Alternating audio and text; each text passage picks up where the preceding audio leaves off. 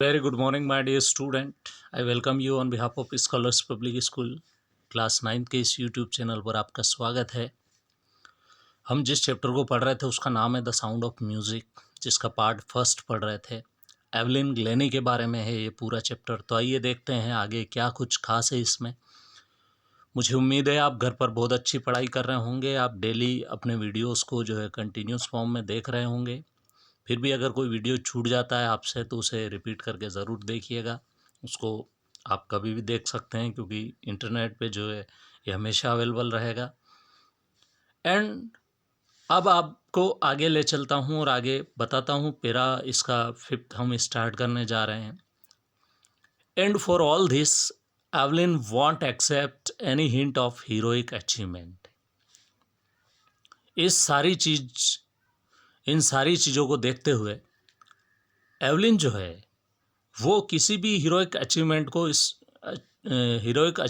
को करने के लिए किसी भी हिंट की उसको ज़रूरत नहीं थी।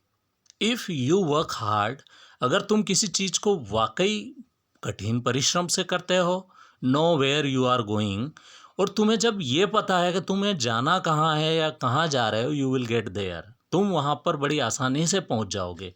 ऐसा नहीं है कि कोई स्पेशल व्यक्ति ही वहाँ जा सकता है, ऐसा नहीं है। हर एक महान व्यक्ति जो है संघर्ष से ही हुआ है और हार्ड वर्क से ही हुआ है। She got right to the top, वो बिल्कुल टॉप पर पहुंची।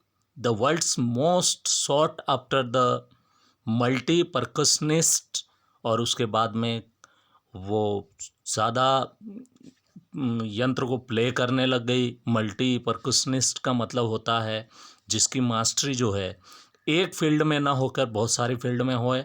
जैसे किसी को तबला, हारमोनियम और वो पियानो भी बजा सके, तो उसे कहा जाता है multi percussionist with a mastery of some 1000 instruments.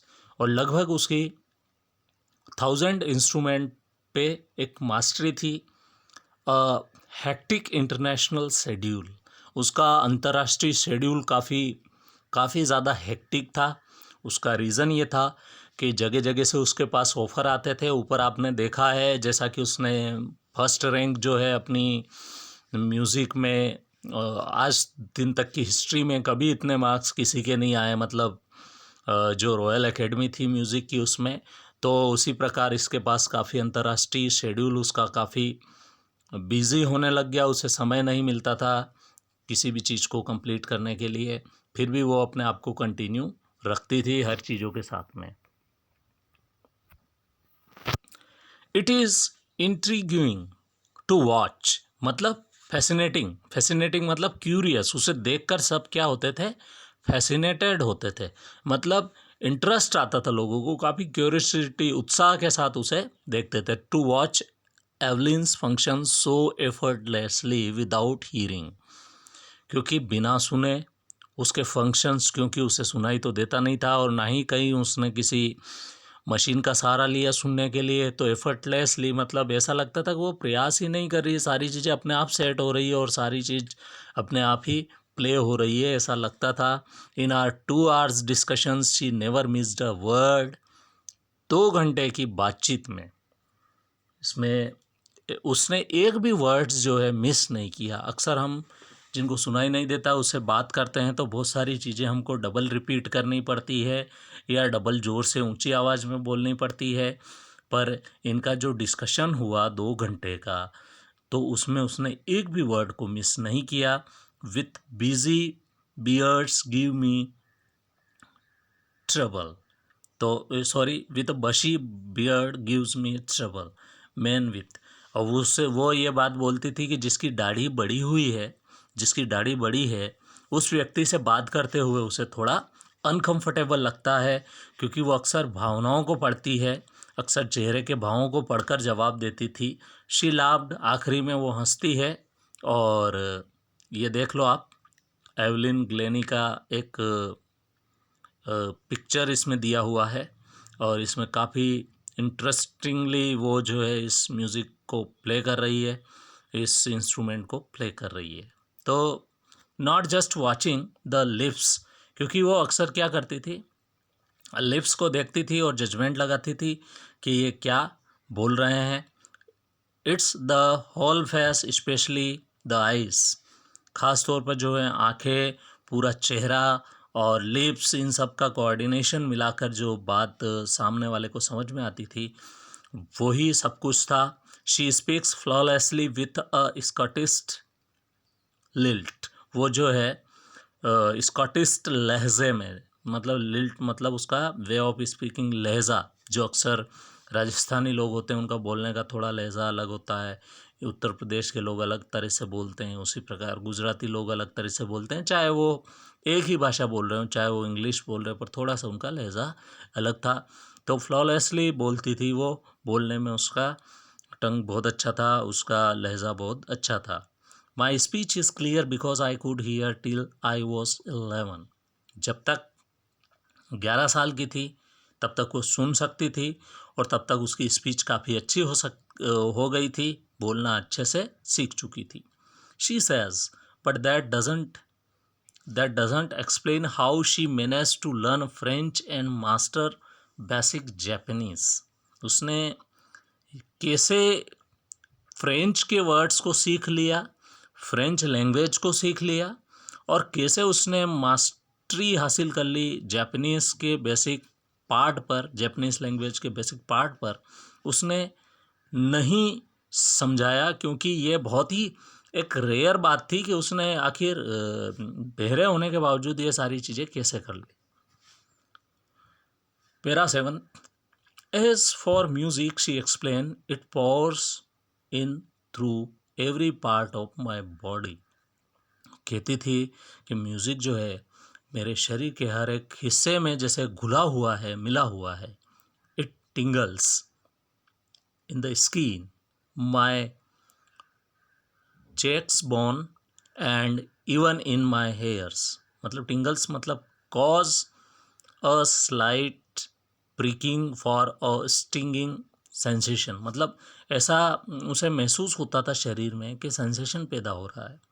मतलब जैसे कोई सुई चुभाते हैं और जिस प्रकार से हमारे पूरे बॉडी में वो जो मूवमेंट होता है, उसी प्रकार से वो जो म्यूज़िक जो होता था, उसकी स्किन जो है उसे ऐसा ऑब्जर्व करके शरीर के दूसरे हिस्से तक पहुंचाती थी कि कौन सी धुन बज रही है या किस प्रकार का म्यूज़िक प्ले किया जा रहा है। यहाँ तक कि उसके बाल, और यहाँ तक कि उसके जो वो दूसरे हिस्से हैं शरीर के, कान हुए, गाल हुए या पूरा सिर हुआ, सब जगह से जो वो म्यूज़िक को सुनती थी। यही कहा जा सकता है, क्योंकि उसके कान से सुनना बंद हो गया तो त्वचा, मतलब जो उसकी स्किन है, दूसरे हिस्से से उसने ऑब्जर्व करना, उस म्यूज़िक को समझना शुरू कर दिया। When she plays xylophone, she can sense the sound passing up the stick into her fingertips. वो जब xylophone को प्ले करती थी तो ऐसा लगता था कि साउंड जो उसके फिंगर टिप्स, मतलब उंगलियों पे चल रहा हो, बिल्कुल ही। By leaning against the drums, वो क्या करती थी, म्यूज़िक में पूरी लीन हो जाती थी, डूब जाती थी जब कभी ड्रम बजता था। She can feel the resonance of flowing into the her body, और उसकी रेजोनेंस का मतलब इको ऑफ द साउंड्स, मतलब जो साउंड है उसका जो इको है, मतलब उसका जो कंपन है, वो उसकी पूरी बॉडी में फ्लो हो रहा हो, उसे ऐसा फील होता था।